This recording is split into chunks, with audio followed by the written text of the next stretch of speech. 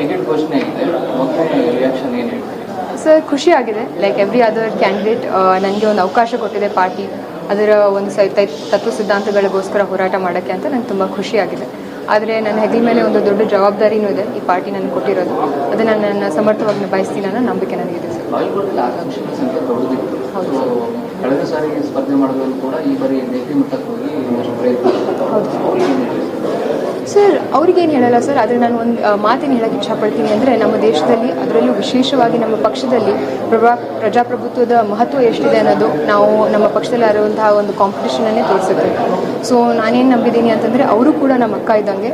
I am confident ಪಕ್ಷದ ವರಿಷ್ಠರ ಒಂದು ಸಮರ್ಥನ ಇದರಲ್ಲಿ, ಹಾಗೂ ನಮ್ಮ ಪಕ್ಷದ ಎಲ್ಲ MLA ಅವರ ಮತ್ತು ಶಾಸಕರ MP ಹಾಗೂ MLC ಎಲ್ಲ ನಮ್ಮ ನಾಯಕರ ಒಂದು ಸಾಮೂಹಿಕ ಒಂದು ಬೆನ್ನೆಲುಬಲ್ಲಿ ನಾವೆಲ್ಲರೂ ಕೂಡ ಅಕ್ಕನ ಹಿಡ್ಕೊಂಡು ನಾವೆಲ್ಲರೂ ಕೂಡ ಆಕಾಂಕ್ಷಿಗಳಾಗಿರಲಿ, ಅವರಾಗಿರಲಿ ಅಥವಾ